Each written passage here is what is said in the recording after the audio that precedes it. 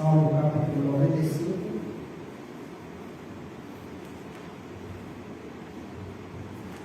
Semana passada nós falamos acerca da importância de nos congregar para adorar o Senhor. Vir ao culto é atender à voz do Senhor, o chamado do Senhor, aquele que nos tirou das trevas e nos convocou para a adoração. Então, a evangelização, quando nós chamamos outros para vir adorar a Cristo. Então, o fim principal do homem é glorificar a Deus. Só assim o homem poderá ser feliz. Só assim o homem alcançará descanso para a sua alma. Sua alma, como disse Agostinho, está desassossegada. Não tem sossego, não tem paz, nem alegria, enquanto estiver separada do Criador. Este salmo, ele faz exatamente o convite para adorarmos o Senhor. E ele nos diz: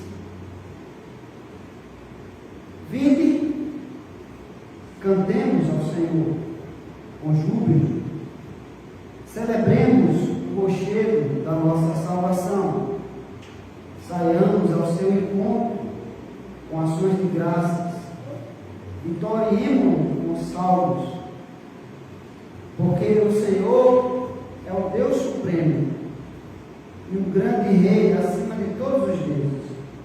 Nas suas mãos estão as profundezas da terra e as alturas dos montes lhe pertencem.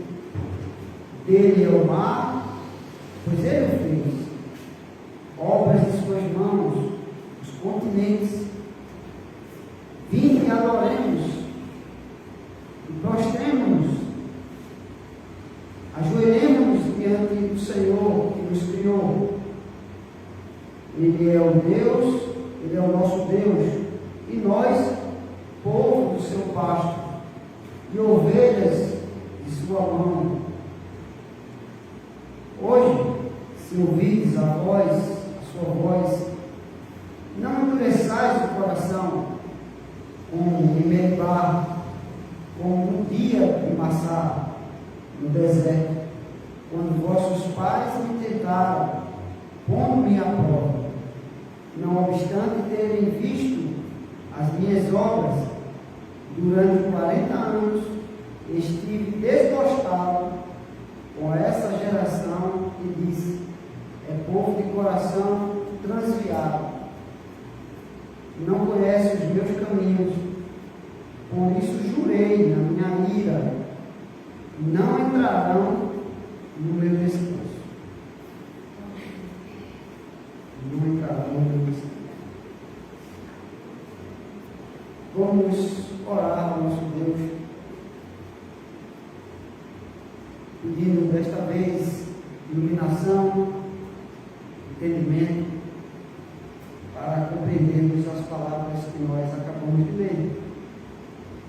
Oremos. Santíssimo Deus, expressamos a nossa alegria através dos louvores cantados ao Senhor, a nossa gratidão através das orações também, gratidão por tudo que o Senhor nos dá. Também, ó Deus, rogamos, junto com nossos irmãos, o favor do Senhor, para que o Senhor ilumine a nossa mente e o nosso coração, para compreendermos as tuas palavras. Em Cristo Jesus, se conosco nos céus. Nós te rogamos. Amém. Bem, irmãos, Salmo 94, 95. O salmista chama o povo para louvar o Senhor. O salmista aqui não se identifica. Nós não sabemos quem é o seu autor de fato.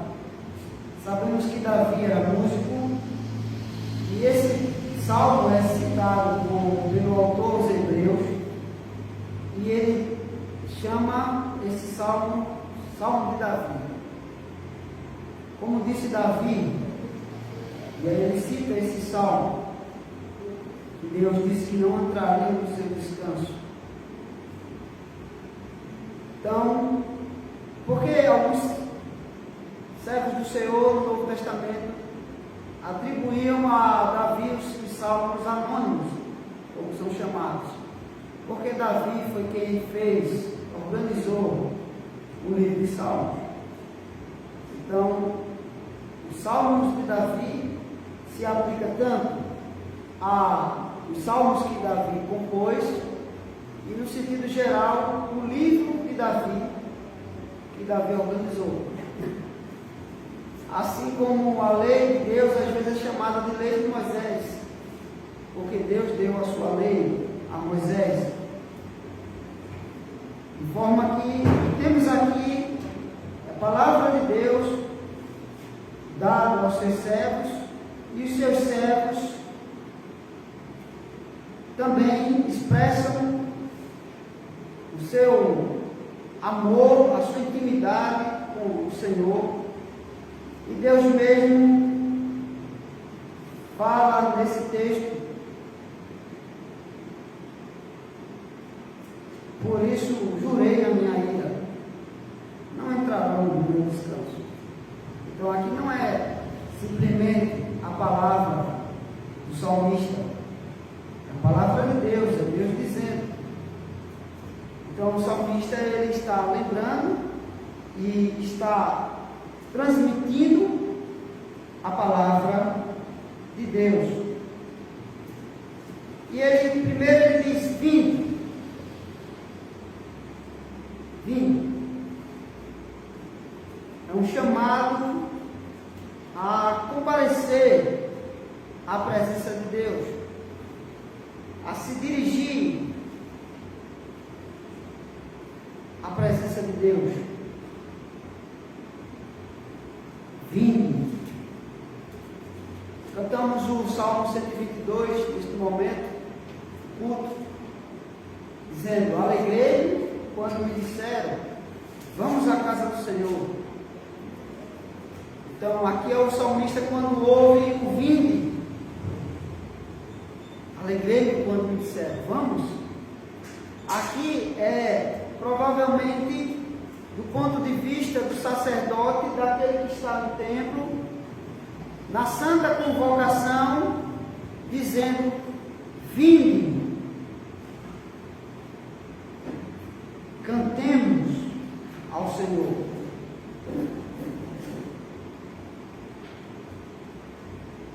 E o cantar ao Senhor expressa alegria, expressa exaltação. É uma convocação para cantar ao Senhor, cantar com alegria. E cantar em todo o tempo ao Senhor, para andar em atitude de louvor perante Deus, perante o Senhor. Cantemos ao Senhor com júbilo, é a expressão aqui traduzida. E ele ainda diz mais: celebremos, façamos uma celebração.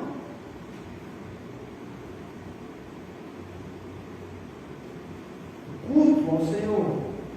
E celebrar é o quê? É cantar em louvor.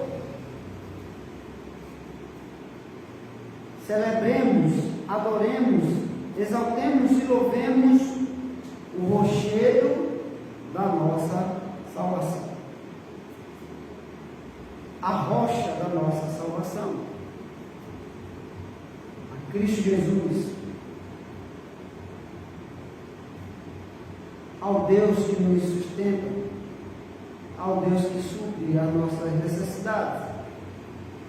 Agora veja o versículo 2.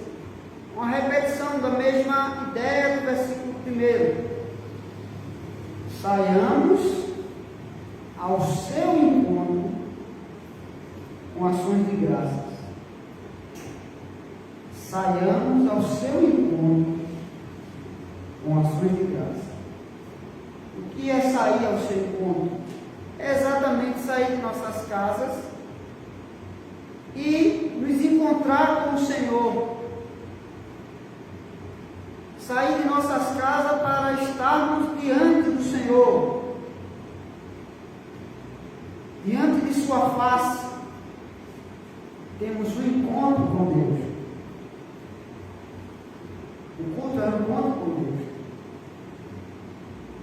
Saiamos ao seu encontro, a nos encontrar com Deus. Vir para encontrar-se com Deus, apresentar-se em sua presença.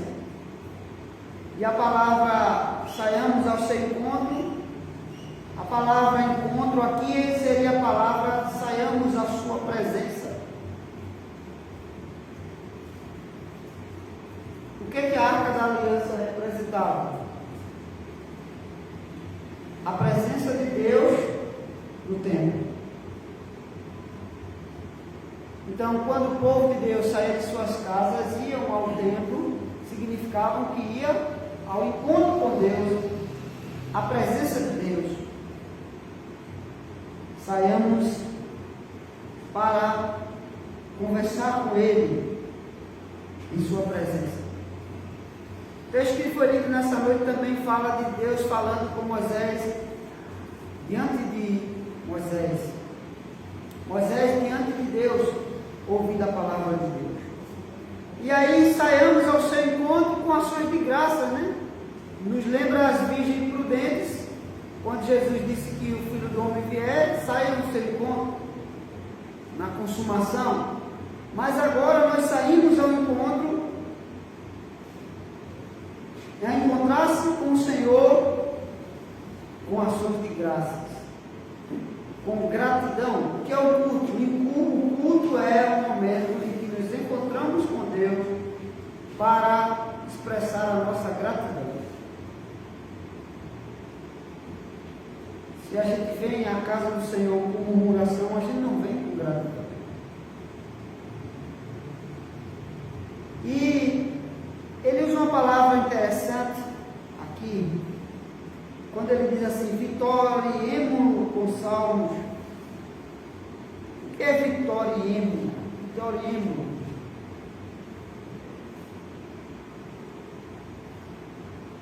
É uma expressão de louvor também, de alegria. É como se celebrar alguém vitorioso. Deus venceu os exércitos inimigos, Deus venceu os deuses inimigos no desafio lá no Egito. Deus mesmo provocou com eles.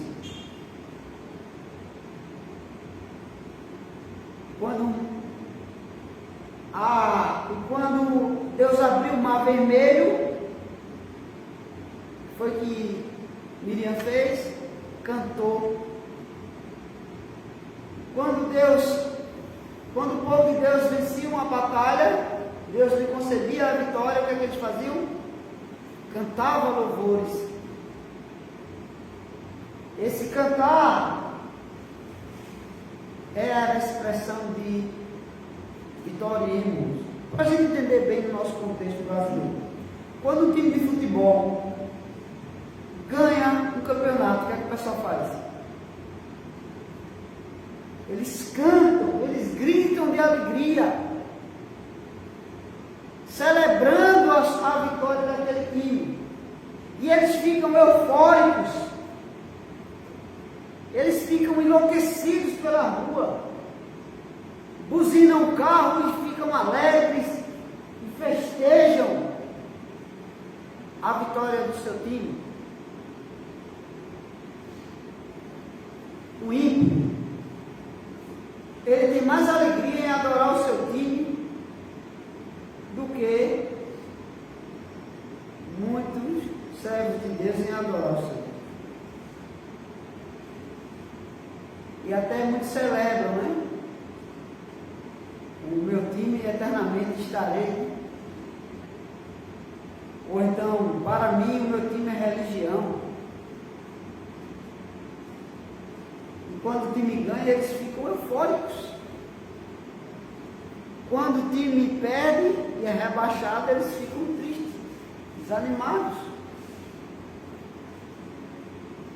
Aqui a expressão vitoriêmulo é vitoriar, declarar, louvores, exaltar, alegremente. Eles festejavam com trombetas, com gritos de vitória, louvores ao Senhor.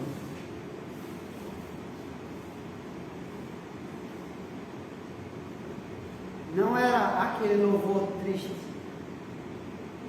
se arrastando. Ninguém canta triste quando o seu time ganha, né? O Salmo vai lembrar aqui, veja o que ele vai lembrar, versículo 13: porque o Senhor é o Deus supremo e o grande rei acima de todos os deuses. Venceu todos os deuses. Venceu até a morte. O último inimigo a ser vencido era a morte. Cristo venceu a morte.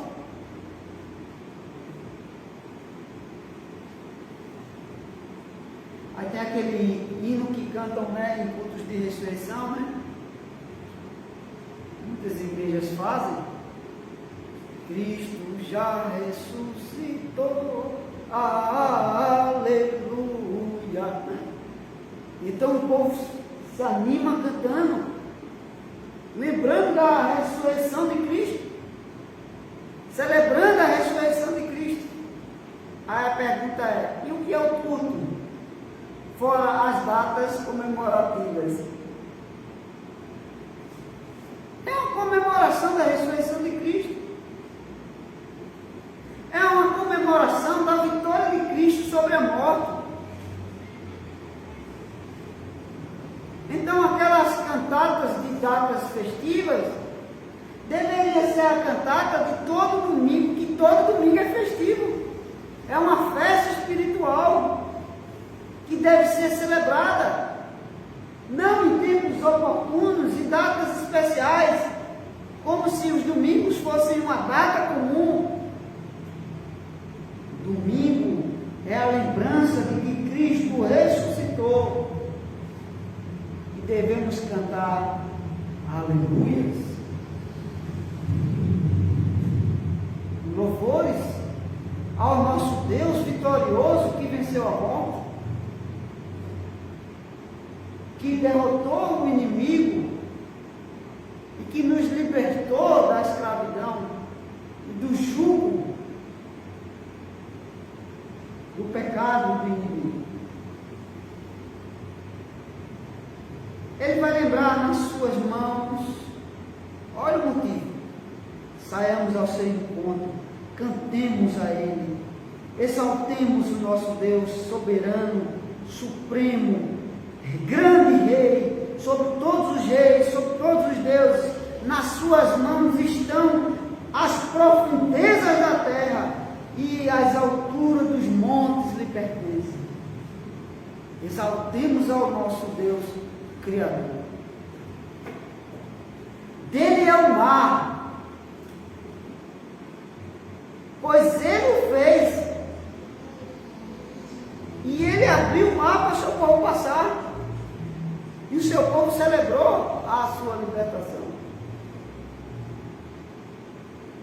Ele ainda diz, aqui nos lembra ainda que Cristo acalmou a tempestade.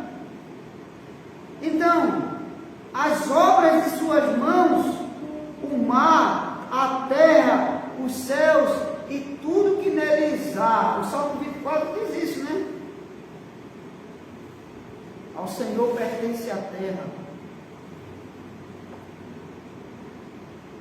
Dele é o mar, pois ele o fez, obra de suas mãos. os continentes.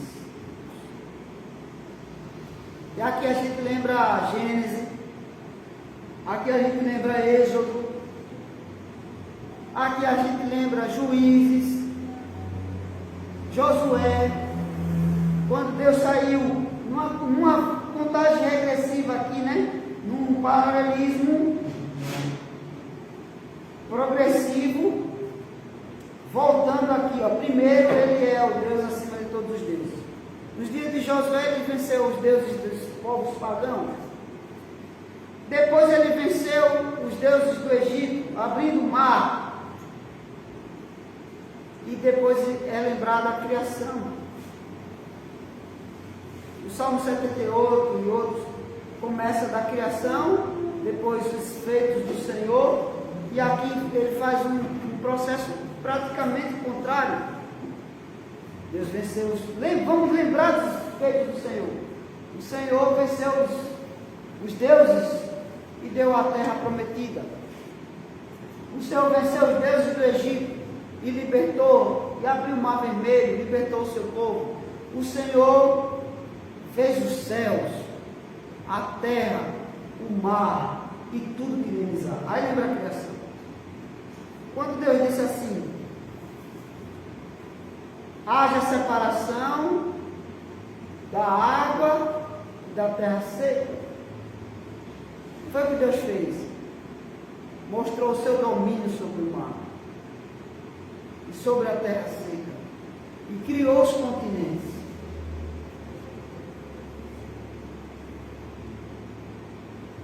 E aí vem a segunda parte do Salmo, né?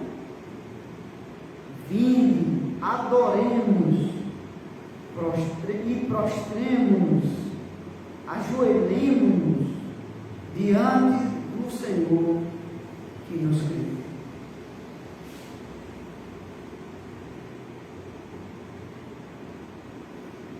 Vinde. E aqui ele usa uma outra palavra para vir.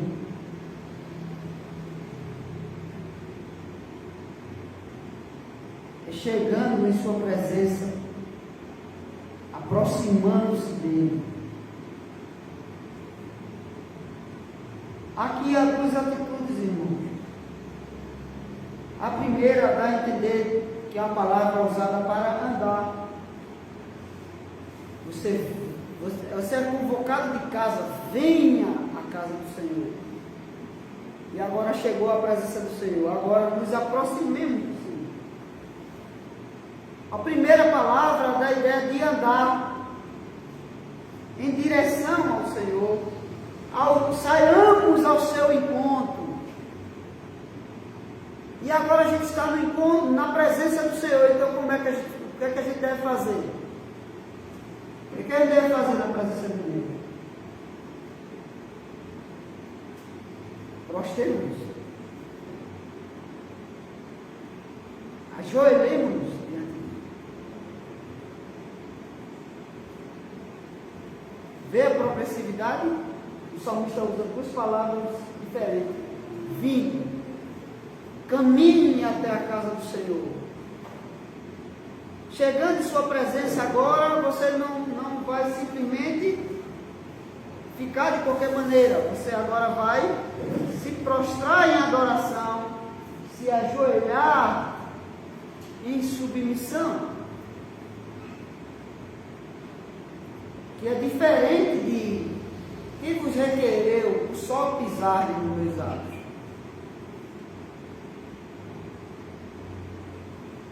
Só pisar nos atos do Senhor, só o fato de vir, de sair de nossas casas e vir aqui, passar 1h, 1h30, 2 horas aqui, isso não significa nada.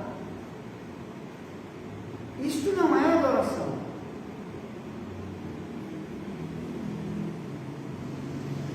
Adoração é a gente chegar na presença do Senhor com a atitude correta. Porque tem muita gente que vai às igrejas. Vai às igrejas. E chegam nas igrejas, fazem o quê? Tudo menos culto. Tudo menos culto. Tem gente que vai à igreja para buscar uma namorada. Vou ali numa igreja para arrumar a menina direitinha, já estou cansado dessa menina do mundo. Vai à igreja com motivação errada. Vai à igreja não para adorar o Senhor, mas querer buscar algo da mão do Senhor, de benefício próprio, não para exaltar o Senhor, mas para subornar o Senhor até, para barganhar com Deus, para fazer trocas com Deus. Adorar não é isto. Adorar é aproximar-se com fé do Senhor. Adoremos, inclinar-se em submissão ao Senhor, reconhecendo que Deus é superior. Quando você se inclina perante Deus, você reconhece que Deus é superior, que Deus merece reverência.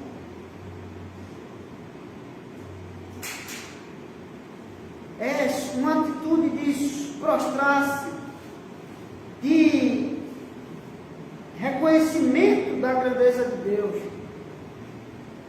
reconhecimento da presença de quem nós estamos. Na presença dos presbíteros, dos pastores, dos irmãos. Quando a gente vem à igreja com a preocupação de estar na presença dos irmãos, a gente vem com a motivação errada. E quando os irmãos não estão presentes, se a gente fica triste, é porque o principal objetivo era ver gente na igreja, não ver a Deus pela fé. O ver os irmãos faz parte da alegria de estar no ajuntamento solene, mas o fim principal é Deus. Se eu chegar aqui e ver uma pessoa só, o culto vai ser da mesma maneira, do mesmo jeito, a pregação vai ser a mesma pregação, com uma, com duas, com três pessoas, e a palavra ainda diz que onde tiver 2 ou 3 reunidos no meio, em seu nome, o Senhor estaria junto deles, porque 2 ou 3 era uma testemunha suficiente. Pelo testemunho de 2 ou 3 pessoas, toda a palavra é confirmada. Esse texto era usado tanto para momentos de julgamento diante da palavra de Deus, quando alguém desobedecesse. Então, quando os irmãos vêm, os irmãos testemunham de quem está na presença de Deus, e os irmãos testemunham de quem não está também, e pelo testemunho dos irmãos e dos anjos presentes na Assembleia Solene, toda a palavra é confirmada, se nós de fato estamos diante de Deus, na presença de Deus, com zelo e adoração, ou se estamos longe da presença de Deus. Aí surge a questão: prostremos-nos. Não é só vir, é prostrar-se, é inclinar, é curvar-se perante Deus em reverência.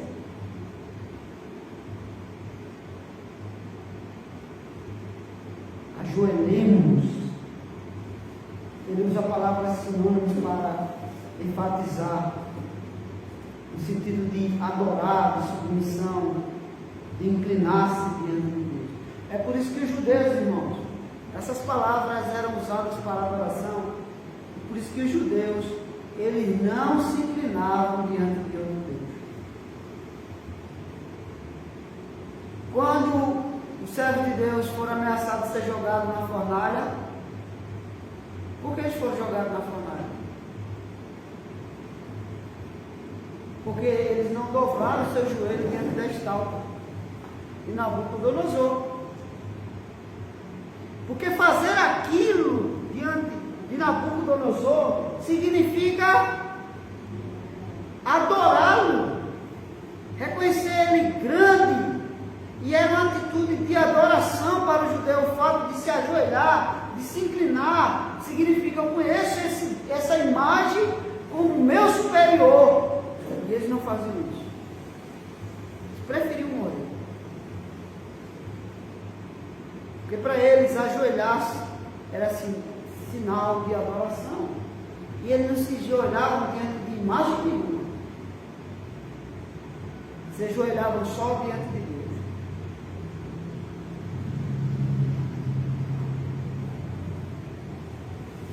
E uma outra atitude diferente dessa inclinar-se na presença de Deus é o homem estar na presença de Deus em rebelião, em rebeldia contra Deus. Não se submeter. A Bíblia usa uma palavra chamada dura serviço. Serviço é isso aqui, ó. Ele não inclina como um servo, ele fica assim. Ele quebra o pescoço, mas não inclina perante Deus. É um povo de dura serviço. É um povo que não se inclina à vontade de Deus e não se inclina em adoração genuína a Deus, mas eles permanecem firmes em rebelião e rebeldia contra Deus. Sabe, Deus é diferente. O versículo 7 diz, Ele é o nosso, depois que ele diz, Ele nos criou, Ele é o nosso Deus, e nós, povo do seu pasto, e ovelhas de sua mão. O que é que diz o Salmo 23? O Senhor é o meu pastor. Significa que eu sou sua ovelha. E significa que eu ouço a sua voz. E significa que eu ando segundo o seu chamado. E significa que somos ovelhas de suas mãos. Significa que é dele que vem o alimento. É ele que nos guia a pastos verdejantes. É ele que nos guia a águas tranquilas. É ele que com suas mãos nos protege do lobo. Nos defende com o braço forte, mão estendida, com o seu cajado, nos protege dos animais que querem destruir o rebanho, e também nos disciplina quando precisamos. E o cajado ele servia para afastar os animais, era uma vara para afastar o lobo, e era uma vara também para corrigir os passos das ovelhas.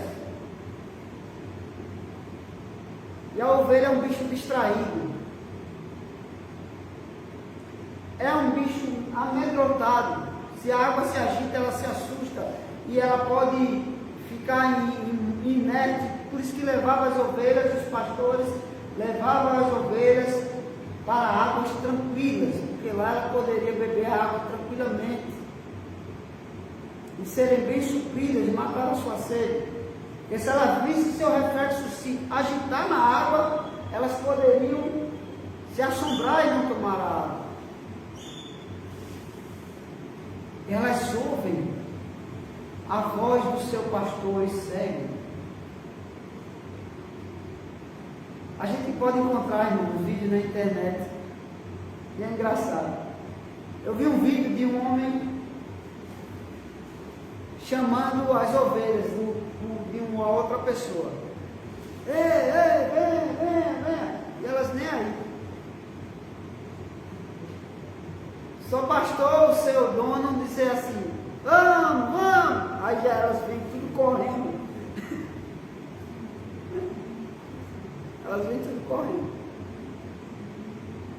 Até os cachorros ouvem a voz do seu dono. Até os cachorros,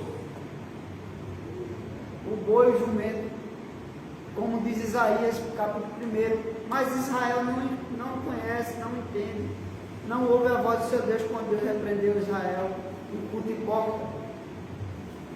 Então, se somos ovelhas do Senhor, ouvimos a sua voz, atendemos e seguimos, a sua voz está na sua palavra.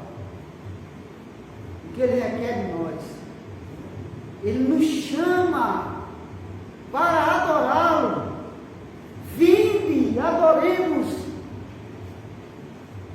Vinde a mim. Então as ovelhas ouvem e vêm. O bode não vem. O que pertence a Satanás ouve a voz do seu pai. Mas o que pertence a Deus ouve a voz de Deus e segue. Se eu chegar na casa dos irmãos que tem cachorro, se eu chamar uns cachorros ou o gatinho, ele vem. Eles podem vir latindo, bravo, né?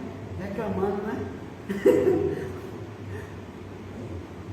Se eu chamar o gatinho, o que é que ele vai fazer? Vai correr lá para a cozinha, né?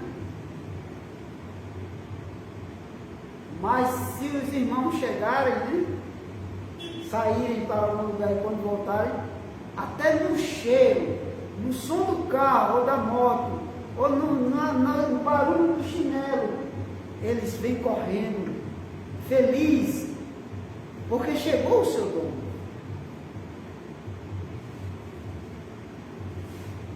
O seu dono chegou. Diz que o gato vem para pedir comida, né? Chegou o meu servo. Agora eu quero que ele bote minha comida.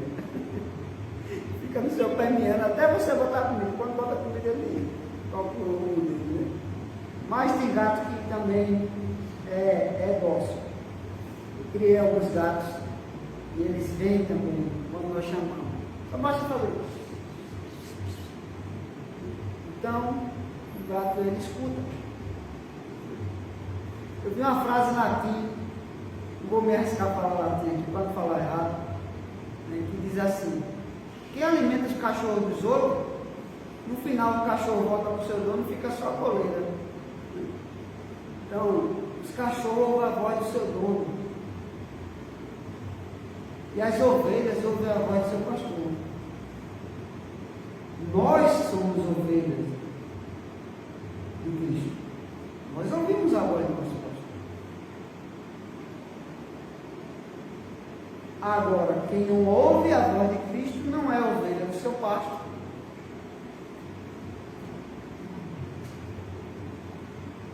E é por isso que ele no versículo 7 ele diz assim: hoje, se ouvirdes a sua voz, olha que coisa linda esse texto, irmão. As ovelhas ouvem, somos ovelhas do seu pasto,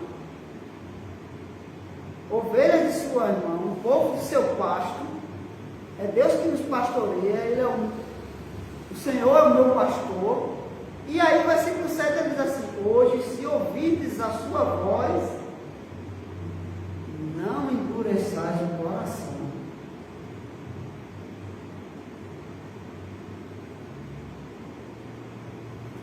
Como em Meribá, como no dia de Massá no deserto, quando os vossos pais me tentaram, pondo-me à prova, não obstante terem visto as minhas obras.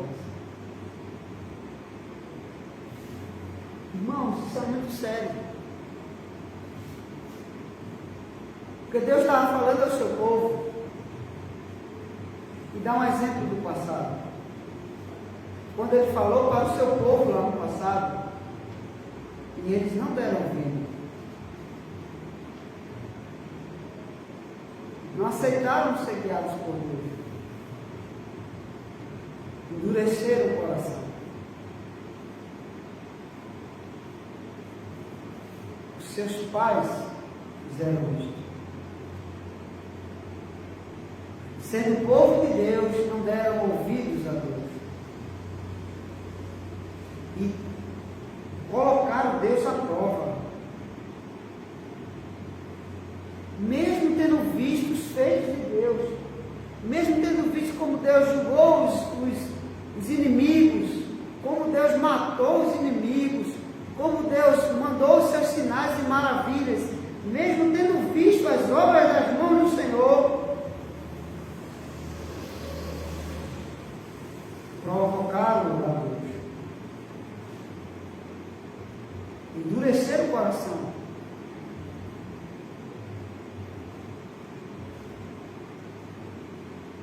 Ficaram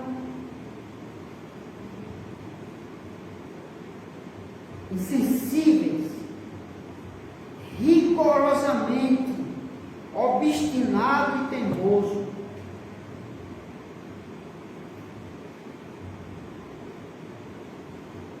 Mantiveram-se obstinados e teimosos.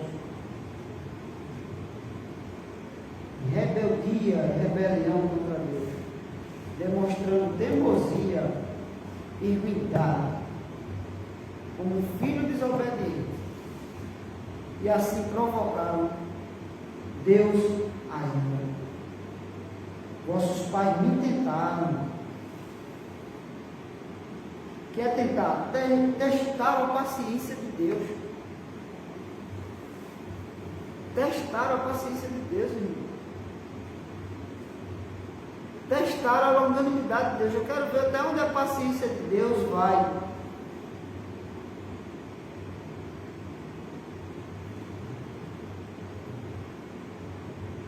É como se eles estivessem analisando até onde a misericórdia de Deus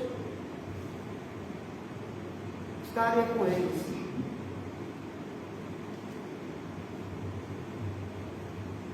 Já pensou? Pôr um Deus à prova.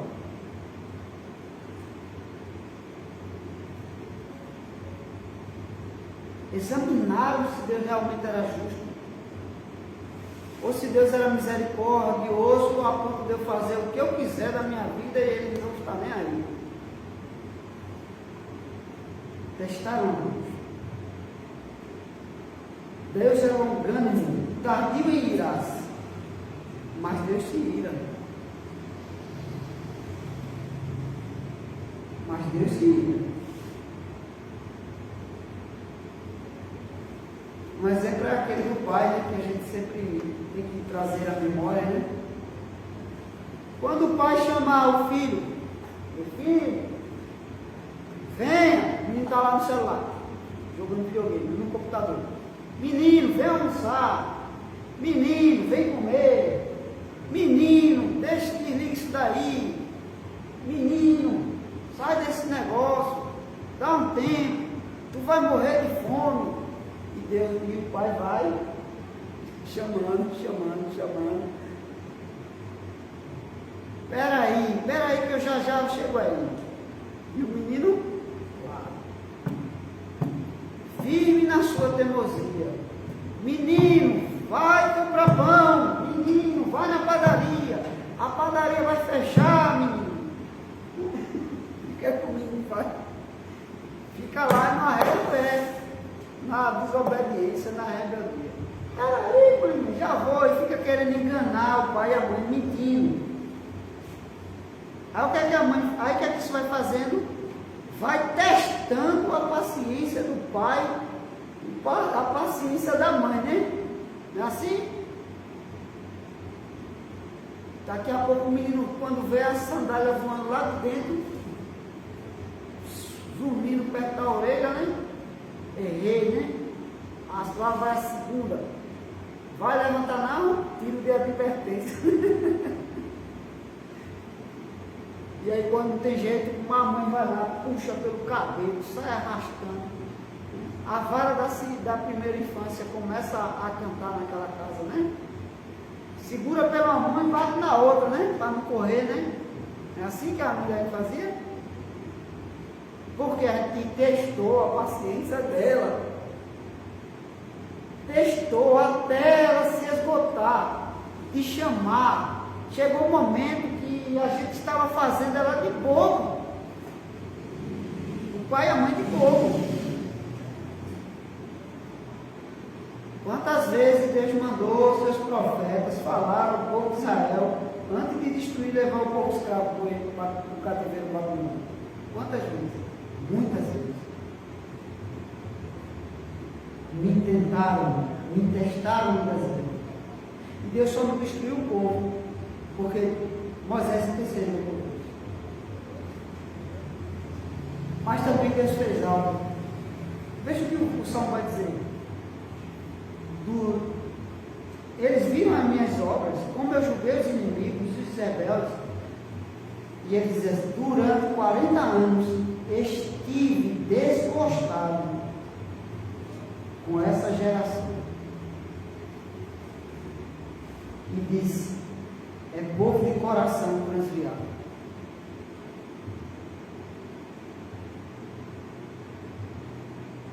Já pensou que situação? Durante 40 anos estive desgostado com esta geração. O que é Deus estar desgostado? É Deus estar enjoado. É Deus sentir repugnância. É Deus detestar o seu povo. Sabe o que Deus fez? Uma viagem de 40 dias.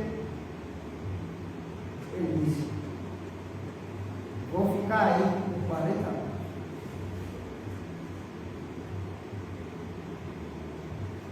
No deserto.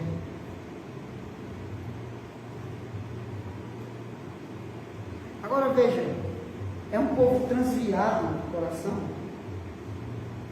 É um povo que o seu coração, que é um povo transviado, não é simplesmente um povo desviado.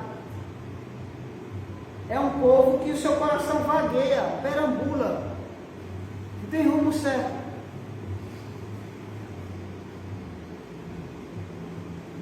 É um povo que está vagando, cambaleante, como se estivesse embriagado, não tivesse um juízo certo. É um povo com um andar errante. O seu pé sempre está no erro. A sua mente sempre está desviada, desviando-se, vagando por aí, desejando voltar para o Egito.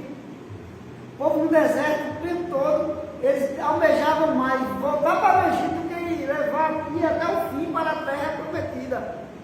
Eles desejavam mais voltar para trás do que seguir em frente. Eles tinham mais saudades das panelas do Egito do que a alegria de chegar onde Deus havia prometido. E aí Deus deixou eles por 40 anos, vagando entre o seu coração errante, desviado. Uma hora ama o Senhor, uma hora ama mais o mundo, uma hora ama mais o Senhor, uma hora ama menos, e assim vagava o coração do povo, dividido entre seguir adiante ou voltar para o Egito.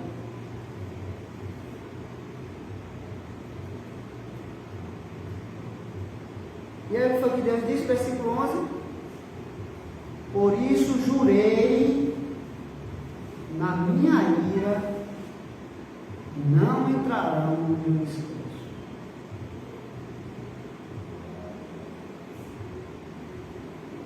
Deus estava desgostado com aquele povo e disse: não entrarão no meu descanso.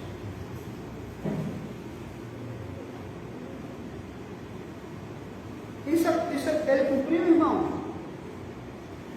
O que Deus fala, nós devemos temer. Nós devemos obedecer. Nós devemos dar atenção. Aqui Deus não estava mais nem falando. Deus já tinha jurado para ele mesmo: não entrarão no meu descanso. Em outras palavras, para a gente entender bem, Deus esteve desgostoso com esse povo 40 anos no deserto. E é como se ele dissesse assim: não entrarão na minha terra prometida.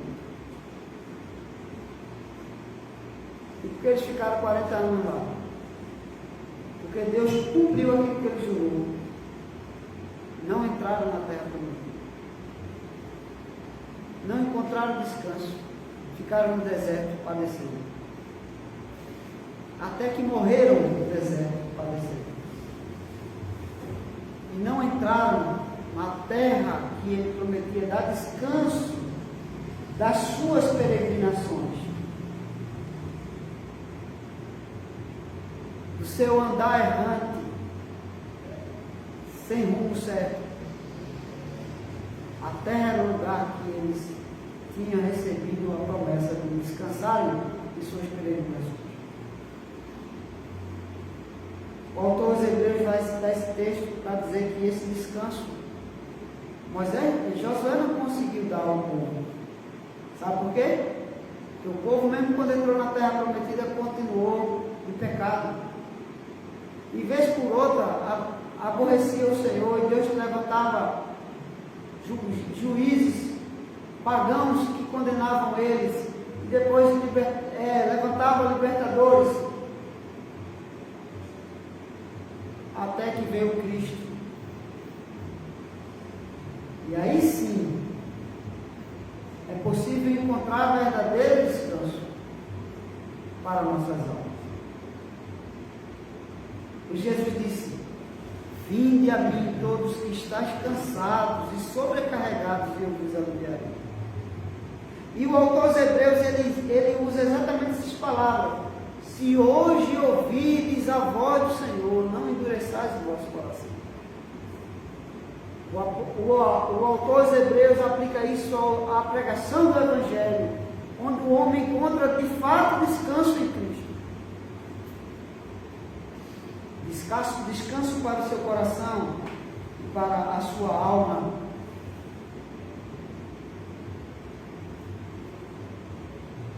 Mas no passado o Senhor não deu descanso ao seu povo, porque o Senhor estava aborrecido com o seu povo. O seu povo era um coração que não amava o Senhor de todo o coração, de toda a alma, de toda a força. Eles ficavam cocheando, mancando entre dois pensamentos. Se eu me dedico realmente ao Senhor, verdadeiramente, totalmente, ou se eu me dedico metade,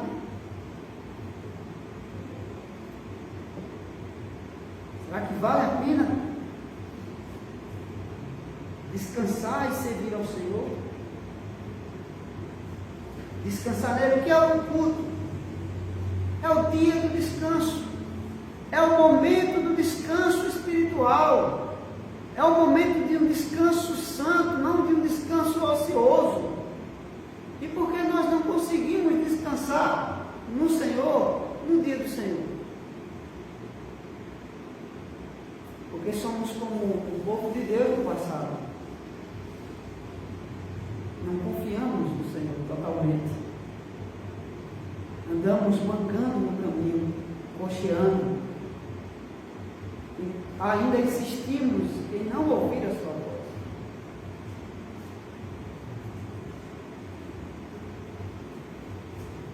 Eu vi uns comentários que me chamaram a atenção, irmão. Um deles é Spurgeon dizendo o seguinte, quando ele comenta o texto: esse povo é um povo de coração transviado. Spurgeon diz assim: o coração é o norteador do homem, e se ele não estiver em ordem, toda a natureza tem a engrenagem abalada. Se o nosso coração não está firme no Senhor, se o nosso coração não está no firme propósito, num caminho reto, que norteia a adoração verdadeira, que guia a adoração verdadeira, a devoção verdadeira, tudo vai estar em desordem. A natureza da engrenagem vai estar comprometida. O coração procede dos maus desígnios e as más ações são planejadas e um coração que se submete a Deus e a sua palavra. É por isso que não pode haver descanso para um coração incrédulo. Um coração incrédulo não tem descanso. Só tem aperreio, aflição. Ele não consegue descansar em Deus, porque ele não consegue confiar em Deus totalmente em todas as suas coisas. preocupações e aflições. E ele disse também, outro autor, Spurgeon citando outro autor, no comentário desse salmo, ele diz assim, quando ele comenta o versículo que Deus estava desgostoso e jurou na sua ira que eles não entrariam no seu descanso. Ele diz assim, quando Deus fala, é dever da criatura obedecer, temer, ouvir, mas quando Deus jura, a criatura deve temer. Deus jura punir desobedientes e rebeldes. Deus jura. A aliança ela envolve o juramento de Deus, um solene juramento. O livro de Ezequiel usa essa linguagem que Deus estende os braços assim, como em juramento, e punir as nações que maltrataram o seu povo. E Deus também jurou punir o seu povo quando o seu povo fosse desobediente. Deus jurou abençoar o seu povo quando eles fossem submissos. Mas eles não foram submissos totalmente, por isso não tiveram descanso. E hoje muitos não se entregam de fato, verdadeiramente, totalmente a Cristo. E por isso que seus corações, ainda com raiz de incredulidade e de amargura, não encontram descanso nas aflições. O que é que diz lá o Salmo, a carta do Paulo aos Filipenses? Que devemos entregar a Ele as nossas ansiedades, preocupações, com ações de graça, e a paz que excede todo entendimento, que transborda todo entendimento, guardará o nosso coração, manterá ele em paz. O que é que diz o autor dos Hebreus? Lá no capítulo 12, olha no capítulo 6, devemos olhar firmemente para o autor e consumador da nossa fé, para que em meio a sofrimentos não desmaiemos em nossa alma. Mas a gente não consegue olhar, a gente não consegue confiar totalmente, crer totalmente e aproveitar o dia de descanso e descansar de fato a nossa mente e preocupações. E aí acontecem muitas outras coisas e muitas outras mazelas. Spurgeon ainda, para concluir, irmão, desse livro, ele diz algumas coisas interessantes. Ele diz, primeiro, quando ele comenta sobre o primeiro versículo, um convite para louvar a Deus, há um método de louvor. Cantemos alegremente. Mas cantar também envolve um estado de espírito adequado. Não é cantar só de boca. Cantar só de boca significa o coração, os lábios me louvam, mas o coração está longe de mim. Então cantar não é só bater os lábios. Cantar é um estado de espírito, de alegria genuína na presença de Deus. É uma atitude apropriada. É o reflexo da gratidão. O versículo 6, ele comentando, ele diz, o versículo 6 que diz, vinde, adoremos, prostremos-nos, ajoelhemos-nos diante do nosso Senhor, que nos criou. Envolve um conceito real de Deus que gera uma disposição para cultuar, vinde, adoremos, um incentivo mútuo para a adoração, prostremos-nos. Quando o irmão é indicado para orar,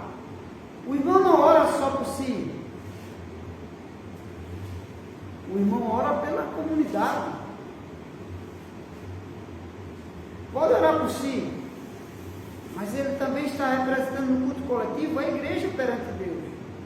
Ele recebe esse privilégio, o sacerdócio universal. Ele diz: Senhor, perdoa os nossos pecados, pecamos contra o Senhor. Quando ele faz a oração de gratidão, Senhor, nós te agradecemos por tudo que o Senhor nos dá. Então ele está em um ajuntamento, em um culto coletivo, não apenas em uma devoção individual, mas numa devoção pessoal e coletiva. É a igreja reunida como um só corpo, né? Como um só homem, como disse Neemias 8. Então, versículo 6, quando prostemos, é um incentivo para a adoração mútua. Prostemos, nós nos prostremos.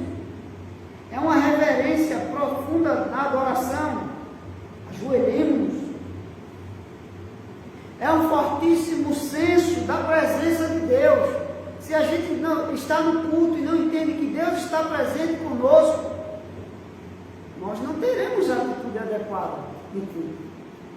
Nós não teremos reverência. Se não nos desligarmos das coisas e concentrarmos na presença espiritual de Deus conosco. O versículo 6 e 7, ele dá alguns motivos. Deus deve ser adorado por quê? Porque é nosso Criador. Foi Ele quem nos fez, Ele nos criou. Porque Ele é nosso Redentor. Ele abriu o mar vermelho e salvou seu povo. Ele nos libertou do domínio de Satanás, do domínio do pecado e do reino das trevas. E nos transportou para o reino do seu Filho, e o reino da luz, o reino dele, o reino de Deus. Devemos adorar o Senhor porque Ele é o nosso pastor, e somos suas ovelhas, e Ele nos sustenta, nos preserva, nos alimenta, nos protege.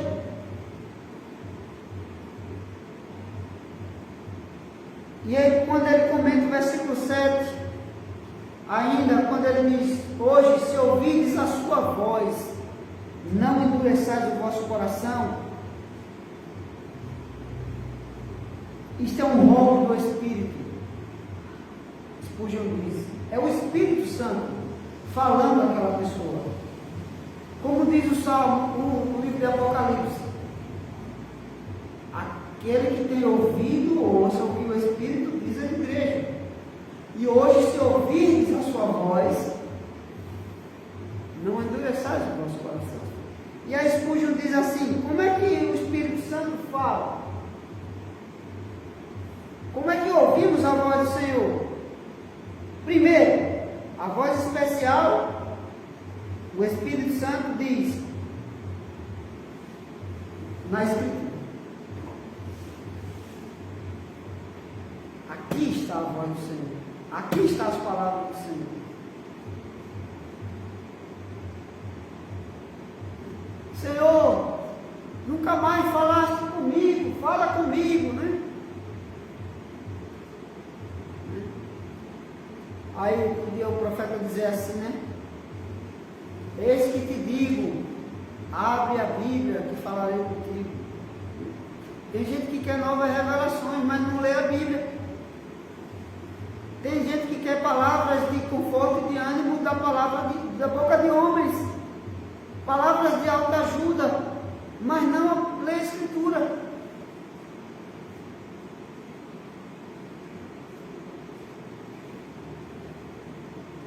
O Espírito Santo fala através da Escritura.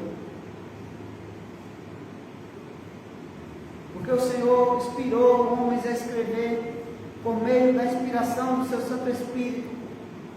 E homens a escrever. O Espírito Santo também fala ao coração do seu povo. O ímpio não consegue ouvir a voz do Espírito, a não ser que Deus mesmo destrave o seu ouvido, desvende os seus olhos, transforma o seu coração, aí ele passa a ouvir a voz do Senhor. Nem Isaías estava na presença do Senhor, né? viu apenas os anjos dizendo: Santo, Santo, Santo é o Senhor dos Exércitos. E aí veio um anjo: ai de mim, estou perdido. Os anjos santos estão adorando, dizendo que Deus é santo, cobrindo os pés, e eu estou aqui na presença santa de Deus. As bases do templo se moviam, tremendo, né, como o monte tremia na presença de Deus. Então quem pisasse no monte seria morto. Então Isaías vê aquela situação e diz: ai de mim, estou perdido. Aí vem um anjo, toca na brasa do altar, toca na sua língua, e aí a partir daí ele diz assim, ele confessou seus pecados: ai de mim, estou perdido, vou morrer. Meu anjo, teus pecados foram perdoados. Aí depois ele diz o quê? Aí eu ouvi a voz do Senhor, dizendo: a quem enviaremos? E a quem vir por nós? Só aí ele ouviu a voz do Senhor. Se o Espírito Santo não abrir o entendimento, a pessoa não ouve. Mas tem algo interessante. O servo de Deus já tem o Espírito Santo. Aquele que creu no Evangelho, entendeu o Evangelho, entregou sua vida ao Senhor, assumiu um voto de compromisso, fez um pacto com Deus, Deus fez um pacto com ele, Deus foi até ele, resgatou-o das trevas. Esse agora, ele ouve a voz do Espírito. Aquele que tem ouvido para ouvir, porque tem gente que tem ouvido para surdez e não ouvem e não entendem.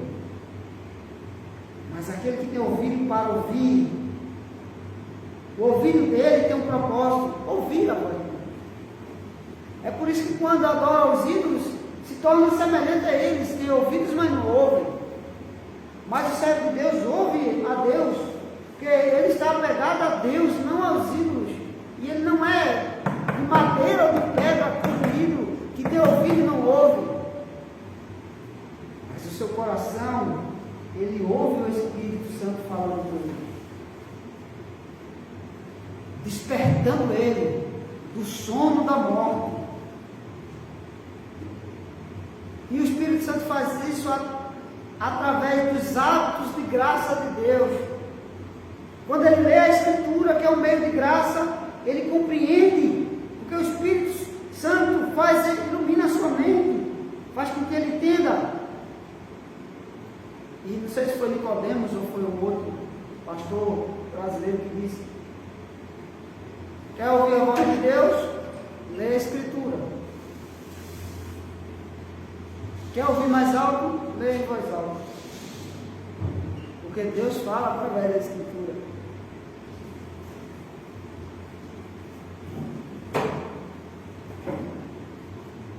Deus fala através da Escritura, lembrando na nossa obrigação especial.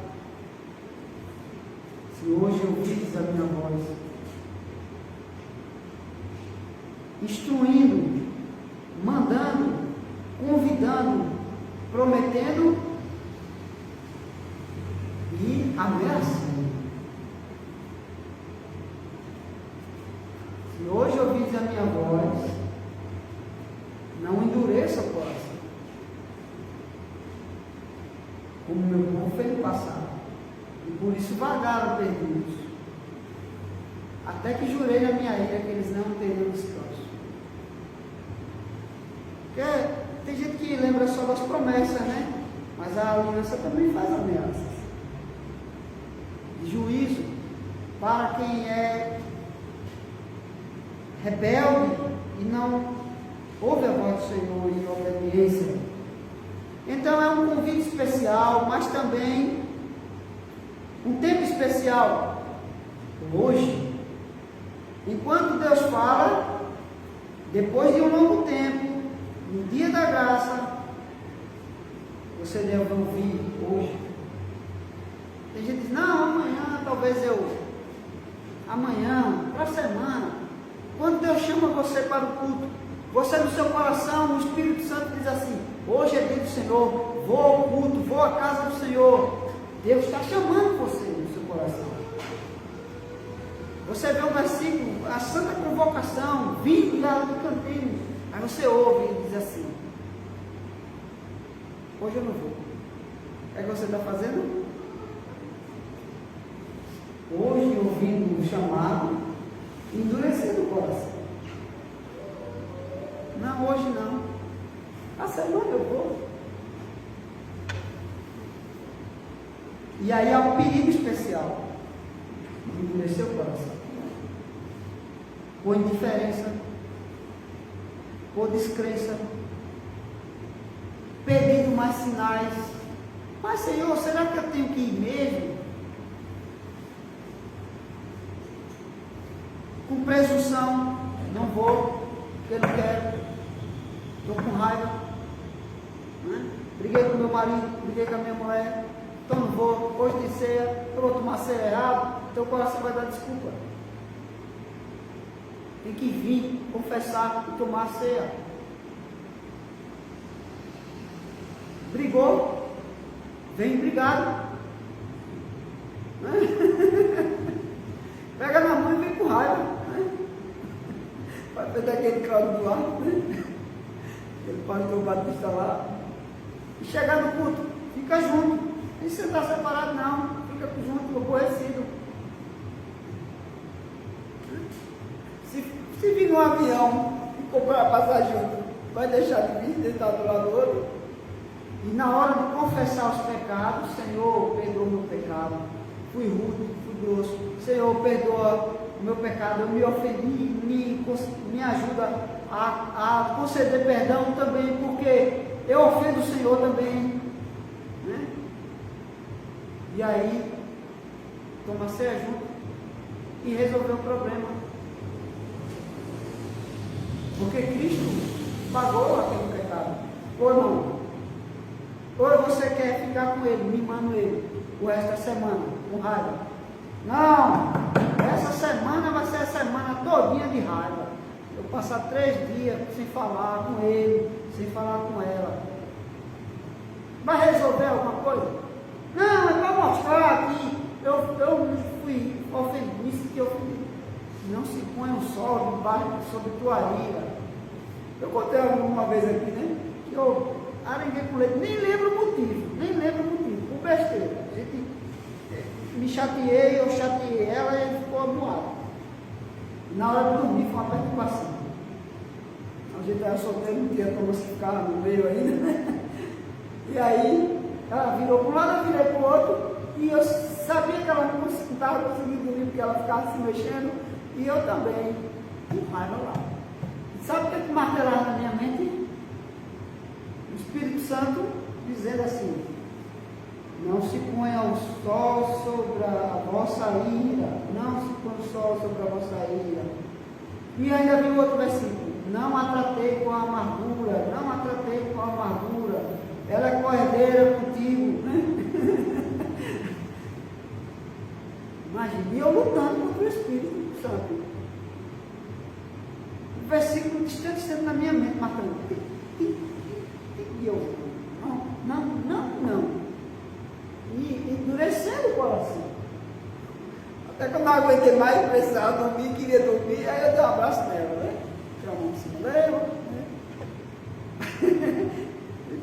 Acalmou tudo. Não lembro se eu pedi perdão, mas só já foi um progresso, né? Já deu para dormir o resto da noite, né? Mas ficou lutando até 3, 4 horas da manhã para não querer dormir e não querer soltar a ira. A raiz de amargura que vai contaminando os outros à volta, né? Irmãos, no final ele ainda diz uma coisa interessante. Hoje, se eu ainda sobre o versículo 7, hoje, se ouvides a minha voz, não endureçais o coração, diz assim: depois de certo tempo, Deus para de lutar com os pecadores. Depois de certo tempo, Deus para de lutar com os pecadores.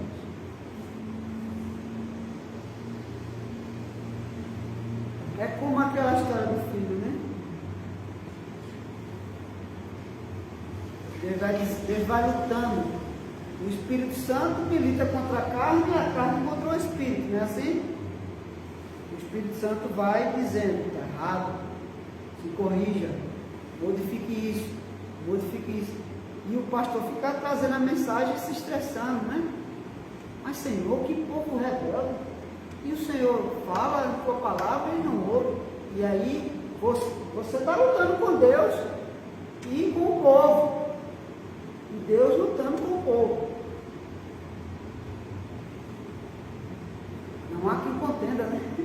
Aí deu a pregação da casa da irmã Neida, a gente viu isso aí, né? Deus está lutando. Deus tem uma contenda com os moradores da terra. Vinde, arrazoemos. Vamos lá. Ainda que os vossos pecados sejam vermelhos, se tornarão brancos. Se ouvides, se me ouvides. Mas se fordes rebeldes, serei devorado à espada. Se me ouvides, comerei o melhor dessa terra. Satisfação em Deus. E aí, Deus está lutando com o homem, chamando o homem. E o Espírito Santo está militando contra a carne. Mas aí você está fazendo assim com o Espírito. E quando a carne fala para você, opa, por aqui que eu vou. O que é que você está fazendo? Apagando o Espírito. Cauterizando a mente. Tentando silenciar a voz do Espírito. Procurando o erro. Todo tipo de erro que você puder encontrar. Na igreja, no pastor, no irmão. O irmão me falou comigo hoje. Domingo eu não vou. Né? Porque está muito frio. Porque está muito quente. Né? Porque a hora do culto está errada. A melhor hora seria. Então você sai inventando desculpa. Você sai alimentando sua carne em desculpa. Essa atitude é uma atitude de luta contra a palavra de Deus. E aí o que acontece? Chega um momento que Deus faz o quê? Não manda mais nenhuma palavra de correção. Deus tira seus profetas. Deus tira até seu profeta. E ficam fazendo, e aí começam a fazer o que quer, cada um falou o que quer, cada um ouve o que quer, cada um está nem aí, e Deus tira o seu profeta, tira a sua voz. Quando Deus se aborreceu com o seu povo, depois que eles foram resgatados, trazidos de volta do cativeiro, passou 400 anos sem Deus falar com o seu povo, até que veio João Batista dizendo: raça de víbora, arrependei-vos. Quem vos induziu a fugir da ira vindoura? Depois de 400 anos que Deus deixou o seu povo, sem ouvir nenhuma voz profética, Deus manda um profeta. Pecadores, 400 anos, né? Sem ninguém falar nada, né? Interpretaram a Bíblia como quiseram, foi? Os fariseus do jeito, os saduceus dos outros, os outros dos outros, né? Agora, Deus manda João Batista: arrependei-vos. Pensa que estou esquecido, povo rebelde. Chegou agora o momento de arrepender-se. O Senhor está voltando, o Senhor está vindo. Eu sou a voz que clama do deserto, que Malaquias mandou, avisou, que viria antes de vir o Senhor da sua casa, ele enviaria o profeta. Interessante. Passaram 400 anos no Egito. Passaram 400 anos de Malaquias, João Batista. Passaram 700 anos no cativeiro babilônico. O templo foi destruído no ano 70. A gente começa a ver muita coisa parecida.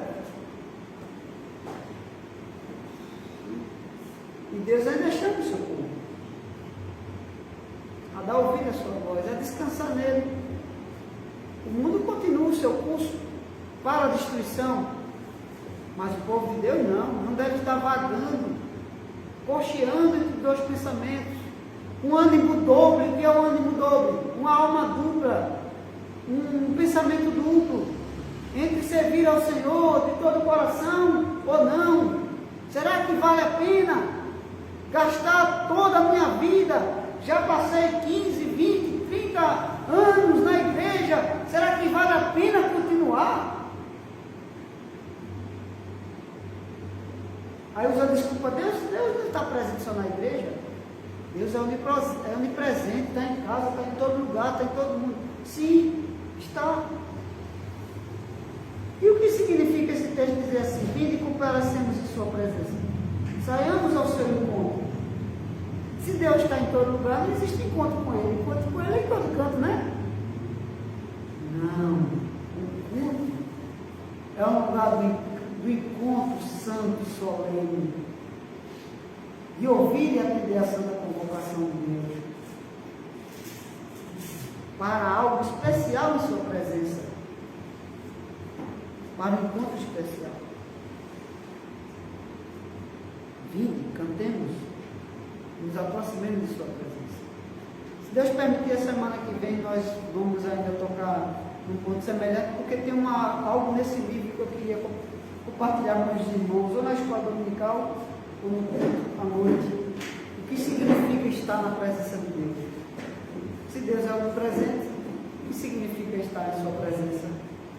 O que significa adorar, culto, e se prostrar diante de sua presença, né?